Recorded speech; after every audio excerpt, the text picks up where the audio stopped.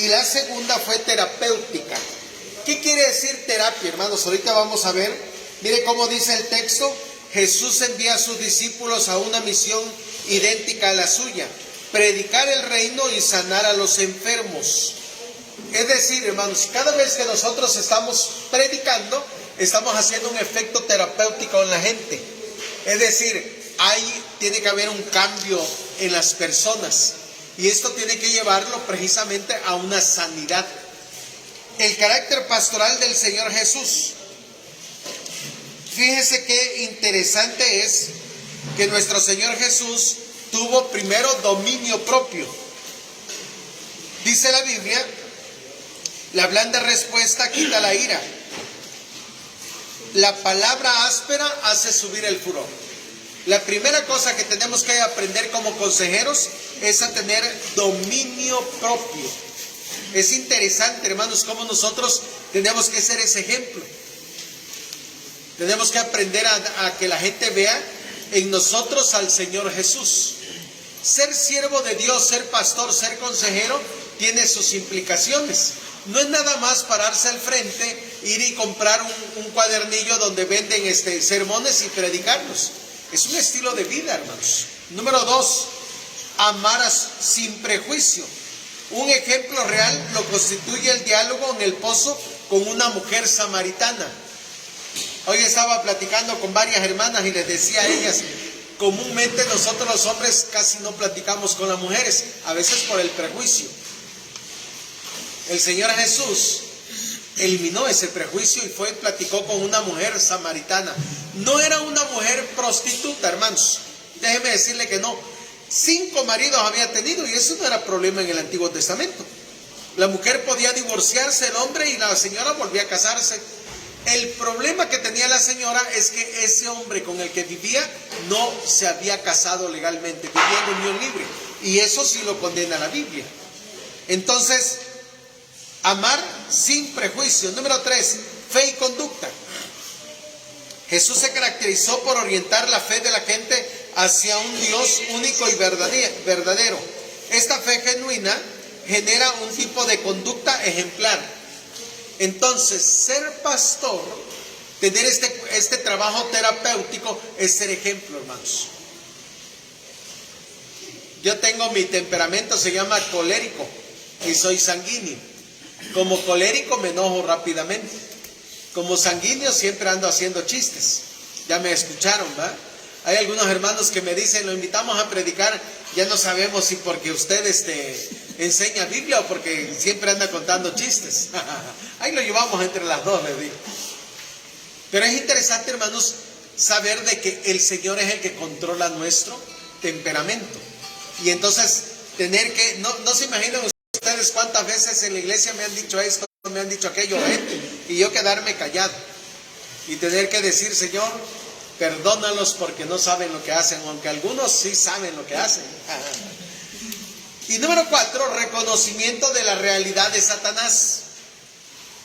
Jesús se encargó de demostrar que el mal existe y está personificado en Satanás. Tenemos un enemigo, hermanos. Mire, nuestro Dios tiene 3 características que no se le olvide. Número 1, es omnisciente, todo lo sabe. Número 2, es omnipotente, todo lo puede. Y número 3, es omnipresente, está en todos lados. Omnisciente, todo lo sabe. Omnipotente, todo lo puede. Y omnipresente, que está en todos lados. Estos 3 atributos que tiene Dios, nadie lo tiene.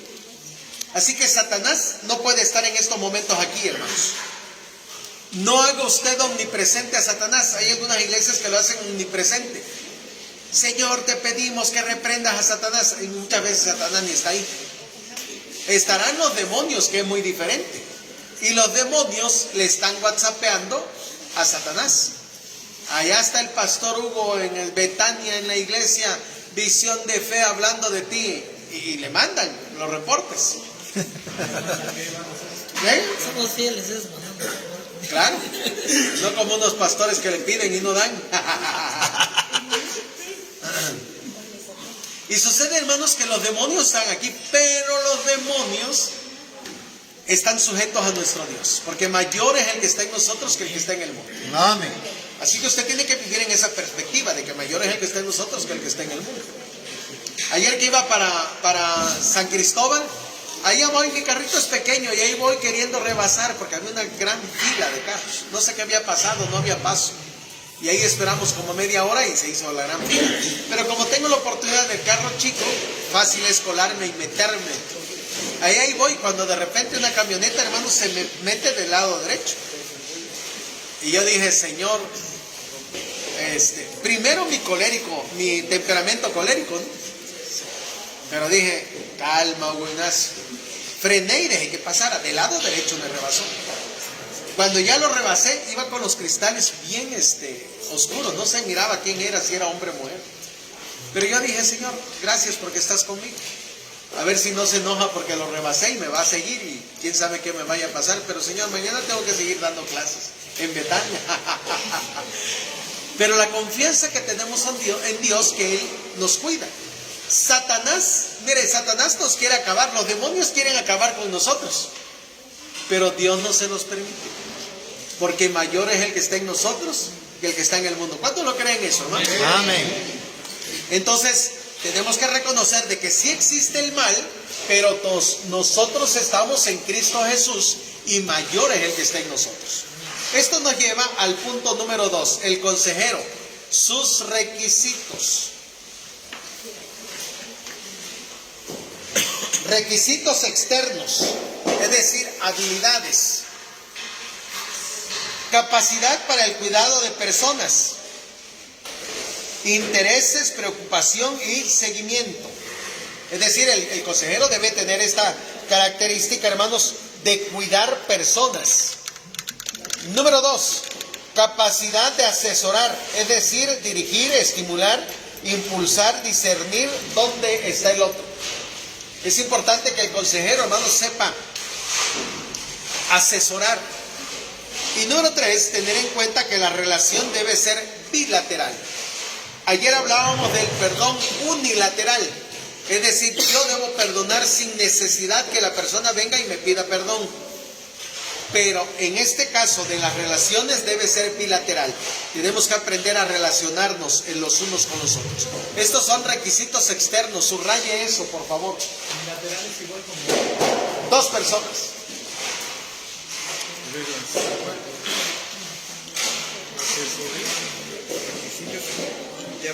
valores. Vamos ahora con el punto número 2, los requisitos internos. Todos los que estamos en el quehacer de la consejería somos siervos del Señor. Subraye eso, por favor. En Mateo 12:15 dice, Jesús, siervo del Señor. Mateo 23:11, el mayor es siervo de todos. Siguiente página, hermanos. El servicio se expresa como trabajo restaurador. Es decir, Dios lo puso usted para que pueda ser de bendición a los demás, no para que se sirva, hermanos. Yo me encuentro con pastores que buscan gente que le sirvan, que le aplaudan. El verdadero siervo del Señor no anda buscando, hermanos, que le aplaudan ni que le sirvan. Yo un día estaba en la iglesia y no me había dado cuenta que mis zapatos, el cordón se había salido. Y de repente un hermano de la iglesia se me acerca, hermano, le voy a amarrar sus zapatos. Le dije, no, hermano, no haga eso. Yo agarré y me agaché. Pero hay gente que le gusta, hermanos, que le anden del brazo, lo suban, lo lleven, que le abran la puerta del carro, que le extiendan una alfombra roja donde va a ir pasando. Al Señor Jesús no le hicieron eso. Solamente una vez, ¿no? ¿Cuándo le hicieron eso al Señor Jesús? Que le pusieron ramas en la entrada a Jerusalén, que se llama el Domingo de Ramas, y ahora le llamamos el Domingo de Ramos, ¿verdad? Pero realmente era de ramas. Yo le digo a mi esposa que se apellida Ramos en honor a ti, le pusieron Domingo de Ramos. Sigue, hermanos, una entrega personal. Si usted quiere servir al Señor esperando que la gente lo reconozca, no lo va a hacer en el ministerio, ¿eh? El ministerio es una entrega personal que probablemente se lo reconozcan, probablemente no.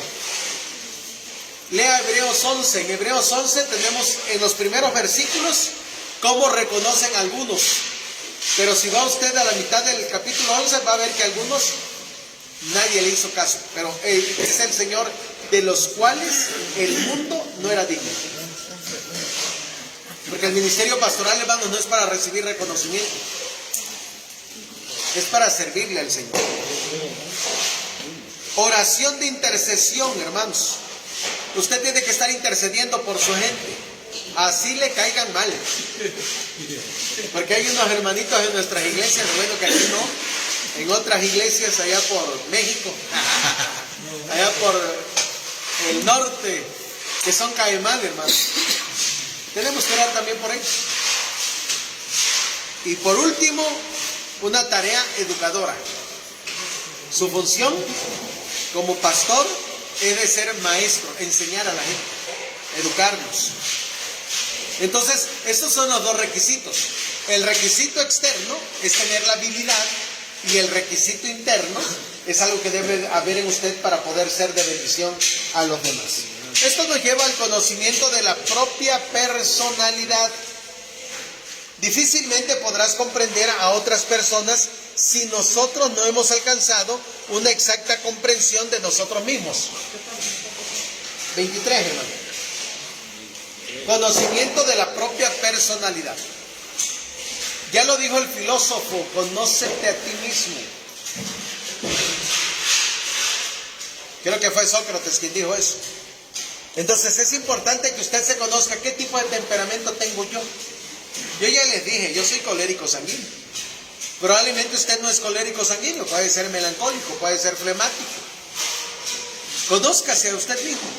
Cuando uno se conoce a sí mismo, puede conocer a los demás.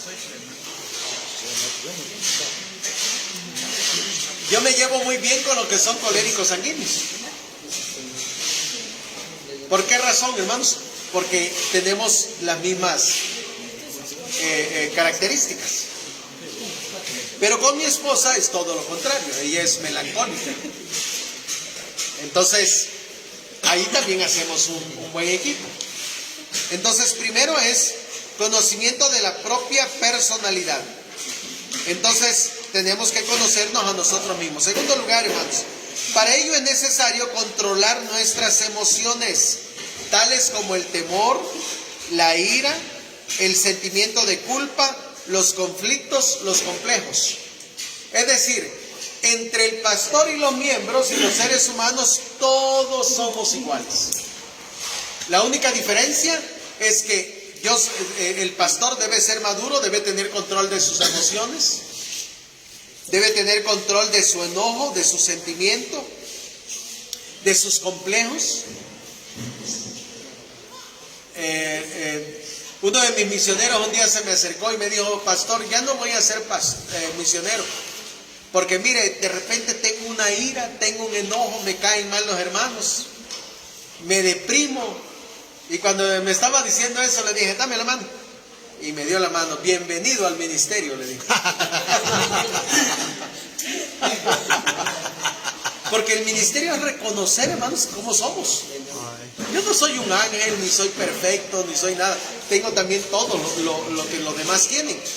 La única diferencia es que los he aprendido. Dios me ha dado la sabiduría para poder tener control de ellos. Yo conozco mis debilidades.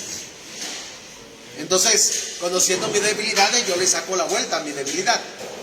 Porque si yo sigo con esa debilidad, voy a caer en pecado, ¿no? Por eso es importante que nosotros nos conozcamos. El único perfecto fue el Señor Jesús. Aquí viene lo maravilloso del ministerio. El apóstol Pablo lo dijo: de todos los pecadores, yo soy, ¿qué dijo él? El primero. Y no es porque andaba practicando el pecado, hermanos, no. La diferencia del ministerio es de que ya no practico el pecado, pero puedo caer, tengo mis luchas, tengo mis debilidades. Entonces, cada vez que nosotros le servimos al Señor, el enemigo aquí, un demonio te va a estar diciendo tus debilidades, con tal de que te desanimes. Pero aquí viene lo maravilloso. Nosotros no ministramos en mi nombre. Yo no estoy aquí parado en el nombre de Hugo Ignacio, estoy parado en el nombre de Jesús. Amén. Un día estaba así en la radio, hermanos, allá por un lugar. Y el pastor que me había invitado le preguntaron, ese que está hablando ahí se llama Hugo Ignacio, así le dijeron, ese que está hablando ahí se llama Hugo Ignacio Cruz Cruz. Y el pastor contestó, sí, yo estoy predicando.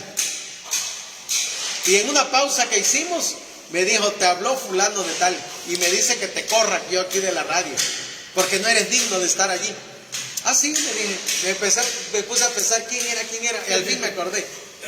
Hay algunos hermanos que tienen el ministerio de buzos. Cuando nosotros le pedimos perdón a Dios por nuestros pecados, dice la Biblia que nunca más se vuelve a acordar. Si usted ayer cometió un pecado y le pidió perdón hoy y se arrepintió, dice la Biblia, Dios nunca más se vuelve a acordar de su pecado. Eso está en Miqueas 7, 18 y 19. Dice la Biblia que nuestros pecados los sepulta en lo profundo del mar y nunca más se vuelve a acordar. Pero hay algunos hermanos que tienen el don de buzos. Se echan un clavado a la mar. Allá hace 20 años este hombre hizo esto y aquello, esta mujer. Y se lo vienen a sacar. Mira, hace 20 años hizo usted esto. Y cuando me han dicho así, yo siempre les digo, el Señor me perdonó y ya ni se acuerda. Ahora, si usted no me quiere perdonar, ese es su problema. Porque todos nosotros, hermanos, tenemos un pasado pecaminoso. Digo, yo también lo tengo, pero el Señor ya me lo perdonó. Y cuando el enemigo me lo recuerda, porque me lo recuerda, no crean ustedes que no. Yo le digo al enemigo mentiroso, el Señor ya me lo perdonó. Amén. Ahora, ¿por qué es que el enemigo siempre le trata de mencionarle? Porque cuando usted se pone a pensar en todas las cosas pecaminosas que hizo, ¿qué sucede? Como que ya no tiene ganas de predicar. Y dice usted, sí tiene razón el enemigo. No, no lo tiene, hermanos, porque el Señor ya le perdonó. Amén. ¿Ah? Entonces, yo me paro en el nombre de Jesús. Si usted se para en el nombre suyo, no lo va a hacer en el ministerio. Yo me he quedado sorprendido de pastores, hermanos. Nada más tengo 2 datos. Me acaban de decir que hay otro más. Uno en Brasil y uno en Estados Unidos que se suicidó. Agarró el pecate, se colgó. Y dejó una carta diciendo, me ahorco porque los hermanos en la iglesia nunca me comprendieron, porque los hermanos en la iglesia fueron malagradecidos. Y ahí viene la listota de lo que dejaron. Y en efecto, hermanos, los hermanos son malagradecidos. ¿Pero usted está trabajando por ellos? No, trabajo por Dios. Y de Dios va a venir mi recompensa, no del ser humano. Amén. Entonces tenemos que vivir en esa perspectiva. Entonces, esto nos lleva, hermanos, al número 3. Asimismo, experimentar en nuestras vidas el amor de Dios, el amor al prójimo y el perdón. Entonces, cuando nosotros empezamos a experimentar, hermanos, el amor de Dios, cómo Dios nos ama. Hace muchos años comprendí que Dios me amaba, hermanos. Y cuando lo comprendí, dije, gloria a Dios, Señor. Yo tengo 2 hijas, siempre los menciono. Amo a mis hijas, no por lo que hacen, hermanos. Los amo porque son mis hijas. Y yo les digo, hijitas, qué bueno que su mamá me hizo caso y nacieron así como son. Porque su mamá no se dio cuenta con quién se casó, pero bueno, ya están aquí, ¿qué le vamos a hacer? Pero yo las amo. Y siempre las voy a amar porque el amor hacia nuestros hijos se llama estorgé. Estorgé es darle todo a nuestros hijos. Jamás vamos a poder amar a alguien como amamos a nuestros hijos. Fíjense qué interesante es. El número 4. De esta manera nuestra autoestima estará al tope, la que nos permite ejercitar la tarea o ejercer la tarea de consejería con gozo y alegría, con eficiencia y calidad. No todos los que se le acerquen van a hacerle caso a su consejo. Debe usted tener eso en cuenta. No todos le va a gustar cómo aconseja usted. No, usted lo sabe todo. ¿Me regalarán agua, hermanos, por favor? ¿Este es mi agua? No. No, Usted debe, ¿verdad? porque se va a te va a enfermar. Entonces sucede, hermanos, que la gente va a acercarse a usted y cada vez que se acerque a alguien a pedirle consejo, número 1, siéntese. Siéntense los dos. Número 2, debe tardar una plática 40 minutos. Un solo asunto. Y no debe usted salirse de ese asunto hasta que haya terminado solamente ese asunto. Máximo deben ser de 7 a 8 reuniones. Después de esas reuniones y no se solucionó el problema, que Dios le bendiga. A eso se llama dar consejería, hermanos. No dé usted consejería de pasillo. Estamos en la puerta y ahí estamos saludando a los hermanos. Que Dios le bendiga, hermano. Y aquí tenemos un hermano parado o una hermana. Fíjese, hermano, nos está diciendo a nosotros que mi esposo ayer se dio una borrachera. Ah, sí, hermana, que Dios le bendiga, que Dios le bendiga. ¿Y qué pasó? No, hombre, que nos dimos una peleada. Que Dios le bendiga. ¿Cómo, hermana? No es posible eso. Y que Dios le bendiga. Y aquí le está hablando otro. Eso se llama consejería de pasillo. Nunca dé usted consejería de pasillo. Gracias, hermano. Pastor, lo más triste cuando tienen el teléfono. También. Entonces, es importante que siempre atendamos a la persona. Sentados. Y entonces decirle, platíqueme. Ahora sí, vamos a platicar las cosas de los dos. No, esa es una canción, ¿verdad? Y entonces platicar con la persona y decirle cuál es su problema. Siempre, hermanos, hay que escuchar. Lo vamos a ver en la siguiente lección. El buen consejero siempre escucha. Usted tiene que escuchar siempre. Ahorita vamos a ver estos asuntos porque entonces nuestra autoestima va a estar al tope. Esto nos lleva a compromiso con nuestra salud. Es necesario haber alcanzado la madurez espiritual como la emocional e intelectual. Es decir, debe ser considerado sano, espiritual y corporalmente. Los conflictos son muy comunes en la vida cotidiana y por lo tanto determinar en gran parte nuestra conducta. Es decir, hermanos, debemos de cuidar nuestra salud.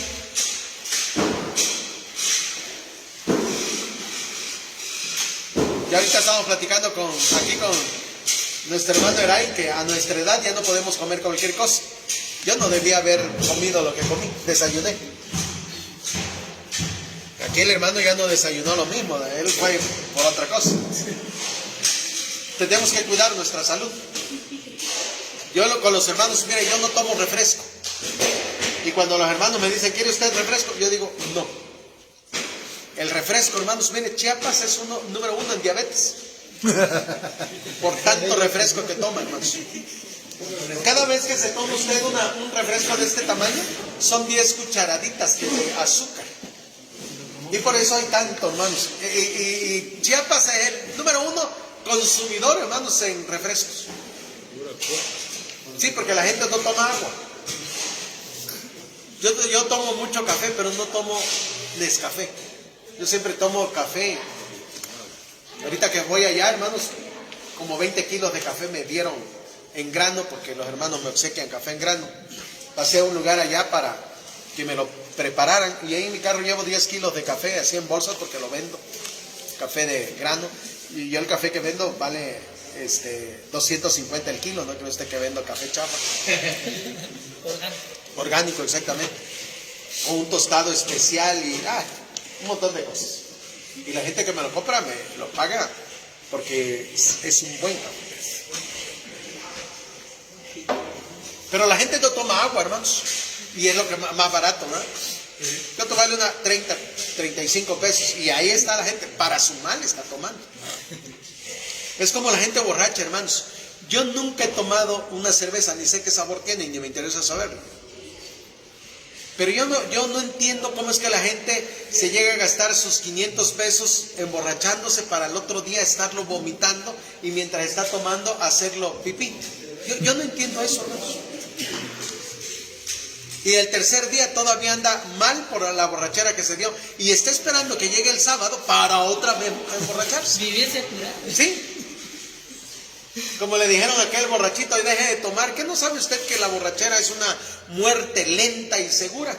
Y le dijo al borrachito, contesta el borrachito, bueno, no tengo prisa por morir.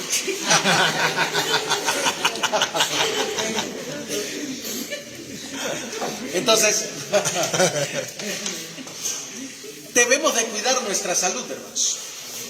Usted como pastor debe ser sano, cuidarse, hacer ejercicio. Debe levantarse temprano, hermanos. Yo tengo un seminario, hermanos. El próximo sábado voy a graduar a 7 aquí en Chenaló, precisamente. Si Dios lo permite. Yo siempre le digo a mis alumnos, cuídense, siempre que se presente ante la iglesia, peínese. Debe usted llegar bien peinado, ¿no?